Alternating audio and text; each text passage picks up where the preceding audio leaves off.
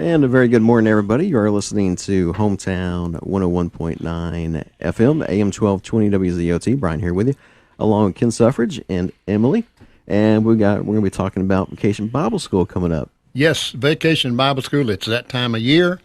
It happens just about every June with all the churches. And so we're here this morning to talk about Vacation Bible School next week, 17th through the 21st at Rockmart First United Methodist Church. Okay. And Emily Seiler, who's with us this morning. By the way, her grandmother is here with us in the studio also. Good morning, Barbara. Good morning. There you go. But Emily goes way back. I say that with tongue in cheek. I first met Emily when she was like 3 or 4 years old. I can't remember which year it was.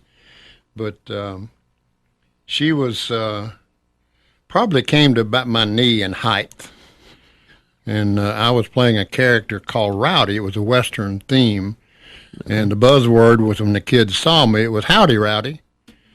And I think Emily said Howdy Rowdy until she was about 12 or 13 years old. Yeah, I think so. Emily, tell us a little bit about your recollection of Vacation Bible School. I think the one thing that's always stuck with me is when we used to go into this one room, we'd sit in the room, and it would be like a little campfire scene. So, of course, she had like trees. It was dark, and we had a little fake fire sitting there. We'd all sing around, sing songs, learn different stories, talk to Rowdy every time we could get a chance. And I think it was either, I went the first time was either 2007 or 2008, and I was really small then. And it's kind of... like I said, you came up to just about my knee. It's pretty cool that I can still, to this day, at being at 16, remember, my first time going and thinking, okay, am I going to have fun? Am I not? What are we going to do? I think I can say from then to now, I've had a blast doing it, starting out going myself and then leading up to this year and then the past few years of being a group leader and, being able to see the other kids' reaction or the same reaction that I had when I went the first time. I think that's called evolution. It is. Mm-hmm. Yeah. That's great. She's been a lot of fun, but I remember when she was really little, she would come running down the hall, Rowdy, Rowdy. And I'd get a leg hug. Oh, wow. That's all you could reach, But it was a lot of fun, and we've always had fun. I've done about, I think, 3 or 4 characters at Vacation Bible School at Rockmart First. And I just told Barbara before we went on the air, I said, next year I may not be able to do this anymore. As of June the 10th, I'm closer to 83 than I am 82. So I'm gonna start claiming old age handicap or something. I don't know what I'll do. What are the class ages for they are from the little kids. Little kids? 3 and 4 up to 3 up through 5th grade. Yeah. Okay. 5th grade's about 11, 10 or 11 years old. I think so. Yeah. Except me, I was 14 in the 5th grade. Skipped a couple of years. Well, I did, yeah. Kind of an early Vacation Bible School. A lot of Vacation Bible Schools usually are in the evening, but this one's going to be from morning to noon, I do believe. Yeah, 9 a.m. to noon, and it works out good. A lot of people who can't get out in the evenings, they can drop their children off, for Vacation Bible School and go to work, come back on their lunch hour and pick them up again. And it works out real good. By the way, the Presbyterian Church, we haven't mentioned that yet, it's going to be partnering with Rockmart First. We've done that, 2 years in a row? Okay. And it works out good because neither church is huge, and so we're able to accommodate a lot of children that way using both the Presbyterian and the Methodist Church. Anybody's welcome. Okay. I mean, you can be a Baptist if you want to. Matter of fact, we even welcome heathens if they want to come. We were talking about before we went on about, Springdale has their Vacation Bible School coming up a little bit later this month. How about your experiences at Springdale when you were a child? Oh, those were fun. You'll never forget them. You don't? You don't. They stick with you. We're talking about also about, some people haven't even heard of Vacation Bible School, but when I was growing up, that's all we heard about was, we're always in church. Sure. Well, when I grew up in a little town outside of Knoxville in Fountain City, Tennessee. Our church, I've been a Methodist all my life, but our church didn't have Vacation Bible School, but the Baptist church did. So when it came Vacation Bible School time, I'd go to the Baptist church and then the following week would go to the Smoky Mountains for Methodist summer camp. Okay. But I stayed confused a little bit in my early years going between the Baptist and the Methodist. But always a great time. And then as you grew up, your roles, changed from like a student Sure. to teacher to craft director. Well, that's what Barbara does. She's in charge of crafts. Yeah. And Emily, of course, is, as we mentioned earlier, not to be repetitive, but she's a group leader this year for her second year. Yep. And that's important because she is now evolving into one of the leaders. Mm-hmm. And at 16, you can lead. I went in the Air Force at 16, so I know all about that. It's the best part, watching the kids, walk in on the first day of Vacation Bible School and their faces just lighten up, and then they go home. The next day the parents walk in with them and they ask you questions on what they did because their child's going to go home and be like, "Look, Mommy, we did this. Look, we did this, Daddy." And the kids immediately, every single day, they're happy to be there. I don't think there's ever been one chance where I've seen a kid not happy to be at Vacation Bible School. I mean, They have fun. it's a blast to watch the kids be all happy They're noisy, and excited. but they have fun. Yes, they are very noisy. I remember one year it was my job to notify each class when it was time to come in for whatever the next function was, and I had a whistle. Yes. And so I'd walk up and down the hall blowing the whistle, and that got old after a while. The kids started not listening anymore. That's right. Yeah. They're like, "Oh, we're having fun. Yeah, we don't heard wanna, it, but we're we're not going to paying stay." any attention to it. One of the things we want to talk about this morning, just briefly, because we're going to wrap it up here shortly, is Emily is headed for Charleston, South Carolina next week. Yep. For a dance competition. Okay. So, Emily, why don't you tell us about your dancing? Well, I've been doing competition dancing for 4 years now. I will For say, whom? For the Ballet Garden. In Rockmart. Yes, in Rockmart. Not Wisconsin. No, Wisconsin, We're yeah. no longer Wisconsin. We're Rockmart again. Something Lake in Wisconsin. Yeah, whatever it was. As a matter of fact, Lou and I drove by the Chamber of Commerce and Museum building yesterday, and Rockmart, Georgia is back on the front of the building. Yay! Anyway, I'm sorry to interrupt you, but you go ahead. So, I mean, I've enjoyed doing the 4 years of it. My first year, I was in middle school, and we did a superhero theme for our first year, and that was, like, really, really fun.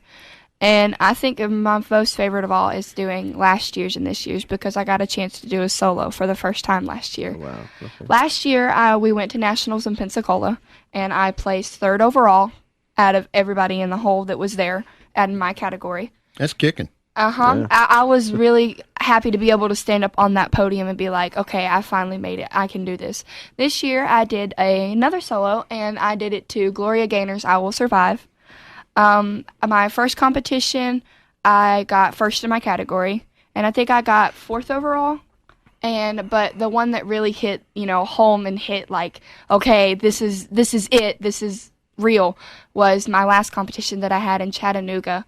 I placed first overall in the 15 to 19 age category. Oh, okay. And Super. that was I'm like, okay, I'm happy. And of course, I've placed third and I placed fourth. So the guy's going through calling all the names, and he gets to third. He doesn't say my name. He gets to second.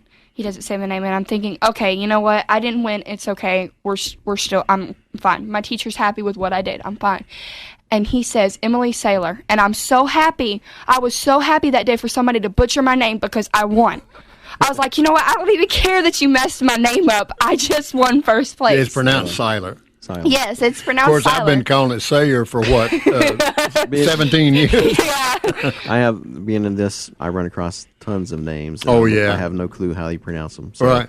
I understand where that, Yeah. come from. Called Butcher Time. Oh, yeah. And I think the most thing is that when we got it, we actually got told while we were there at that competition that the Nationals in Pensacola was sold out. I'm sorry, you can't go. And that immediately broke everybody in the competition, in the team, because we were all down and we're like, okay, well, what are we going to do? And a few days later, we got a text message from our dance teacher, and she said, we're going to Nationals. We're going to Charleston, South Carolina. I was like, awesome. I've never been there before. So our family is leaving the 23rd of next week, and we're really excited. And it's Charleston. Charleston. Charleston. Charleston. South Carolina. Charleston, South Carolina. Yeah. You're And they say y'all. Yeah. Y'all, yep. Nice town. It really is. Beautiful town. Emily, do you have any favorite experiences from Vacation Bible School I have to say last year. last year? We did, an Under the Sea. What about your rowdy year? Oh yeah, of course. Always my rowdy years, always gonna stick with me. But I think watching the kids put their faces through a scuba diving mask that you could do, that they take pictures, watching them do the little paint stuff with fishes. I think my most favorite thing was watching my little brother. My little brother's getting the experience of Vacation Bible School that I got. Watching him stick his feet in paint and make footprints in the sand was just, a moment of wow.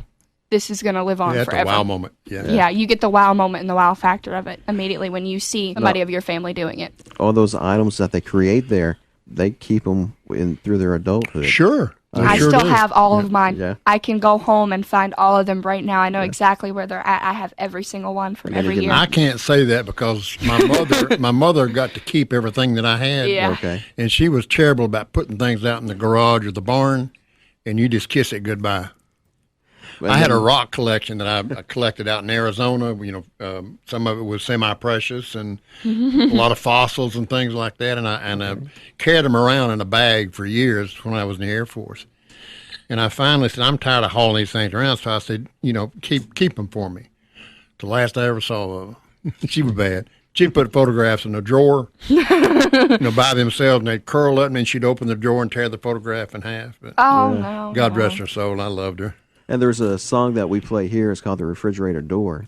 Yeah. And it talks about what a little girl made for her parents, and they placed it on the refrigerator door. Yep. It's a cross. Oh, with yeah. Popsicle sticks. Yeah. And sheep and stuff. And that was pretty popular. We're proud of Emily. She's, from the time I first met her, when she was hugging my leg, until now, when I get a stand-up hug. Yep. We're really proud of her and wish her all the luck in the world going to Nationals in Charleston next week. And yeah. What do you win? Okay, so with our dance company, there's you take regular dance too as well, but the competition is for you having to take summer classes to be able to get in the competition team, and basically it's putting you out there hey, if you're going to go into this is what you need to expect. They're putting you out there so that it's not just your regular people that come and watch the dance recitals judging you. It's actual judges that have been on Broadway and stuff like that are judging and critiquing your dance and telling you what you need to fix and what you don't need to fix. Okay. And it gives you a sentimental of, okay, so next time I go, I need to fix this. I need to point my toes. I need to smile more. I need to make more facials. It also gives you social skills too, because you're seeing all these different people and all these different people from different companies, and you're like, ooh, I want to watch their dance, or ooh, I want to talk to them and figure out when they started dancing. And it's a lot of fun. Okay. by the way, we're speaking of this weekend. Vacation Bible School starts Monday. A lot of people don't know, but our pastor at Rockmart First United Methodist Church is retired. Okay. This past Sunday was her last day, and the new pastor will be in on the 23rd. That'll be his first sermon. Well, guess who's doing the sermon this weekend? Yours truly. Oh, okay. So come down, 11 o'clock, and we'll be talking about Father's Day. Special Father's Day service coming up. Right. And what time does that start? 11 o'clock. 11 o'clock. 11 o'clock. And then get ready for Vacation Bible School coming up this upcoming week. Right, this upcoming week. And then you and I were talking during the break earlier about the Rome Balloon Festival. You know, the air show has been canceled for whatever reason. I don't really know why. They mentioned they're going to have it in 2020 with the Thunderbirds coming in. Yeah, well, the probably Thunderbirds. they couldn't get enough sponsorship. Yeah. That's my guess. The runway, too? Are they still working on that? Probably. And but the Sky Soldiers out of Hampton, Georgia, you know, I used to be their narrator. They'll be coming up with their Hueys, doing Huey rides and Cobra rides. And if you've never been able to do that, that's awesome. And it's 28th and 29th of June, and you and I will probably do something on that before the time is up. But once again, we got Vacation Bible School coming up this upcoming week, and it is going to be going on June 17th through the 21st, and that is from 9 a.m. till noon this upcoming week there. And it's at the church, the Rockmart First United Methodist Church, right across the street from the park. Okay. Well, we appreciate having Ken and Emily with us today. And Barbara. Thank you for having us. Thanks for having us, yeah. Appreciate that. We thank everybody for listening. And don't forget Vacation Bible School this upcoming week there at Rockmart First United Methodist Church.